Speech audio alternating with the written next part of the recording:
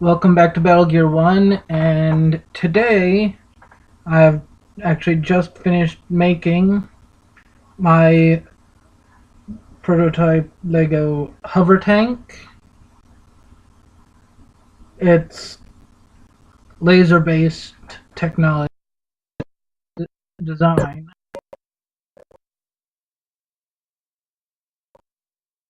It's supposed to hover like supposed to be able to move your foot.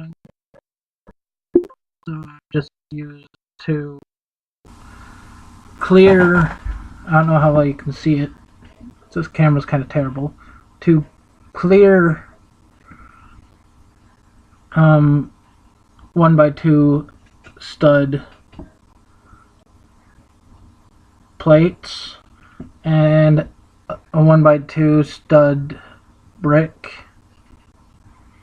The turret itself is actually kind of complex, but also kind of not. Let me pull it back so you can see it better. It does rotate, not 360 because this tube gets in the way. But it can rotate about, I want to say 90 degrees with perfect ease. From a certain direction, once you get to a certain point, once you get to about 45 degrees of aiming, it kind of, the cable gets in the way. You could just detach that, but it wouldn't make it look any better. But you can do a full 90 this way and almost a one. Yeah, you can do a 180, but it strains the cable and puts creases in it.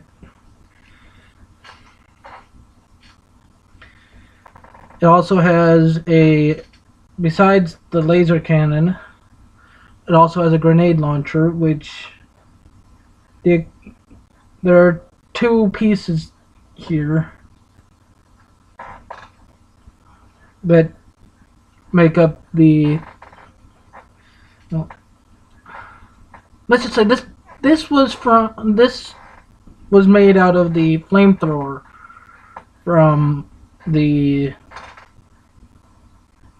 What was it? I had the Halo Mega Bloks Cyclops Arctic version, which came with a flamethrower. I lost the flame. But yeah, it has a grenade launcher for, well, grenades, and it's a long range. It's either a grenade launcher or an artillery cannon, small one. But the barrel, at the end of the barrel, this entire section's a focusing lens.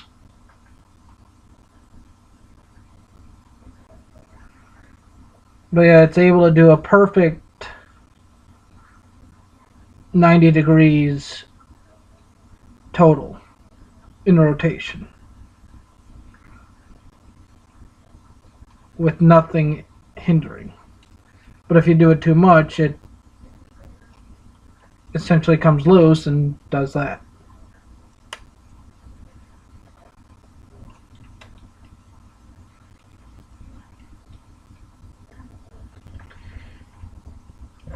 As you can see from the side, I kind of curved the front a little to make it more sci-fi,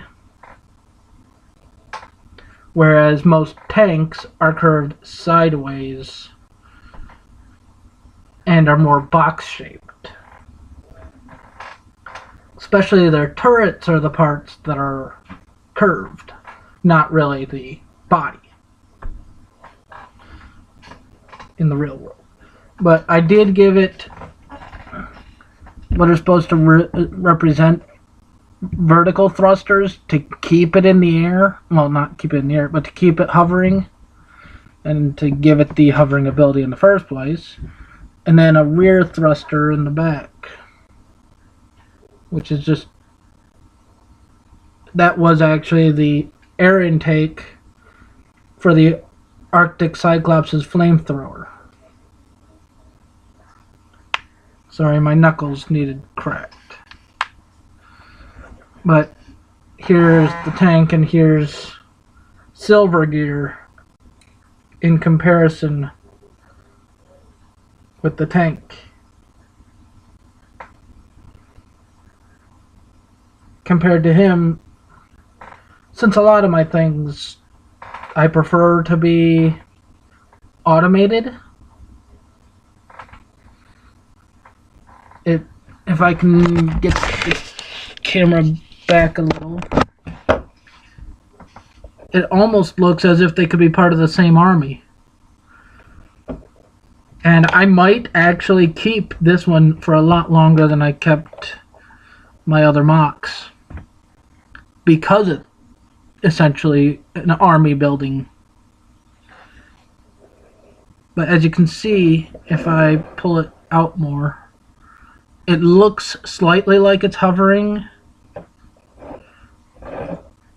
but not much. I mean, you can't see what's making it hover underneath unless you turn it forward, at which point you just block that out. Or you move it further in, and now you can't even see it. And you can't see it if I aim those back, you can see them, but like I said, move it in, and boom. It's less stable now by quite a lot. In fact, I gotta move them out at least one. And there. You can't see what's making it hover. But that's only when you're trying to,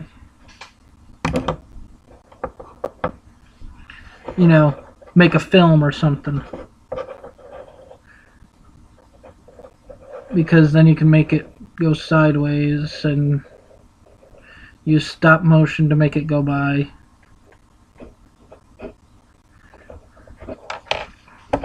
But yeah, there you have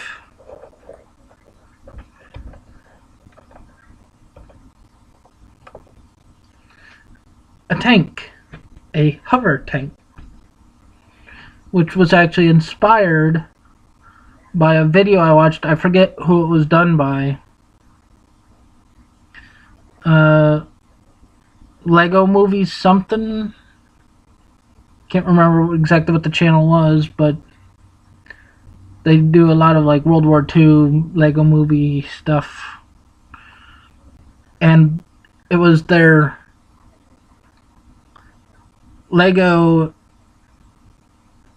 World War II Tiger tank that inspired me to do this. Because I absolutely love tanks and other stuff like that. Surely because of, well, who doesn't love a tank? It's a heavily armored piece of machinery that can just drive past you and crush anything that gets in its way. Meaning, if there's a stone in its path, it'll drive up and over the stone and possibly crush it. Well, that's been the hover tank, and thank you for watching, and have a good day.